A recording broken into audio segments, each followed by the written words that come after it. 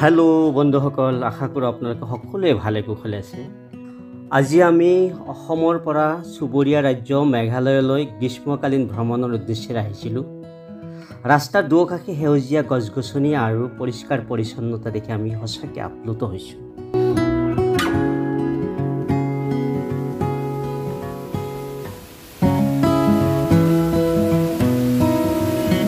Upper শিলঙত ৰাস্তাত যেন মেঘে খোজকাঢ়ি আছে আৰু পথিকসকলক উৎসাহেৰে আলিংগন কৰি আছে।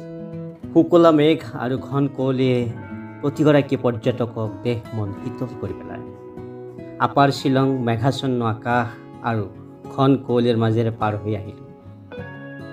এতিয়া আমি বৰ্তমান উপস্থিত হৈছোঁ এছিয়া মহাদেশৰ ভিতৰত লেখত ল'বলগীয়া স্বচ্ছ জলাশয়ত।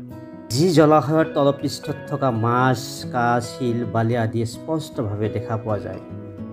মেঘালয়ৰ দক্ষিণ জয়ন্তীয়া পাহাৰ জিলাৰ সৰু চহৰ ডাউকিত এই জলাশয় উপলব্ধ। এই জলাশয়ক অমনগত নদী বা ডাউকি নদী বুলি জনাজাত। ভাৰত বাংলাদেশ সীমান্তত অৱস্থিত জলাশয়ত নৌকা বিহাৰ কৰি প্ৰাকৃতিক সৌন্দৰ্য উপভোগ কৰিবলৈ আহে দেশ বিদেশৰ পৰা অলেখ পৰ্যটক। পৰ্যটকসকলক নৌকা বিহাৰ কৰাই প্ৰাকৃতিক অপৰূপ সৌন্দৰ্য নৈসৰ্গিক পৰিৱেশ উপভোগ কৰাৰ সুবিধা কৰি দিয়ে স্থানীয় নাৱৰীয়াসকলে। আমিও নৌকা বিহাৰ কৰিবলৈ নাও ভাড়া কৰি ল'লোঁ আৰু প্ৰাকৃতিক সৌন্দৰ্য উপভোগ কৰা আৰম্ভ কৰিলোঁ।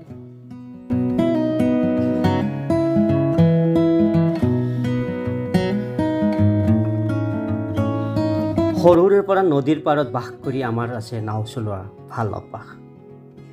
নাৱৰীয়াক অনুৰোধ কৰিলোঁ নাও বাবলৈ বঠাটো বিচাৰে, কিন্তু এছ'চিয়েশ্যনৰ ফালৰ পৰা বাধা আছে, পৰ্যটকসকলক নাও বাবলৈ কেতিয়াও নিদিয়ে।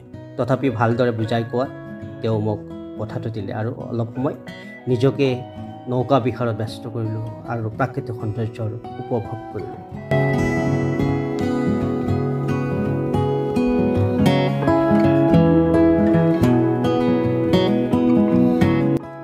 অলপ সময় নাও চলোৱাৰ পিছত নাৱৰীয়াগৰাকীৰ পৰা কিছু কথা জানিবলৈ আৰু কিছু ইয়াৰ পৰা তথ্য সংগ্ৰহ কৰিবলৈ কথা পাতিছিলোঁ।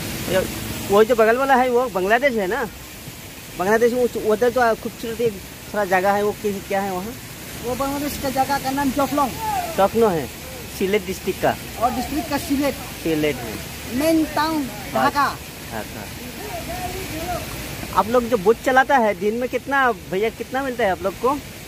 हाँ भैया बोट चलाता है ना दिन भर, इस सीजन में कैसा है आपका इनकम कैसा है? अभी सीजन बारिश का सीजन है। हाँ।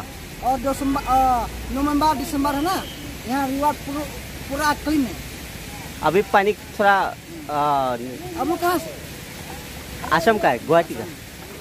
हेलो बंधुসকল, সময় পালে আপোনালোকেও এই নৈসৰ্গিক প্ৰাকৃতিক সৌন্দৰ্য উপভোগ কৰিবলৈ এবাৰ আহিব।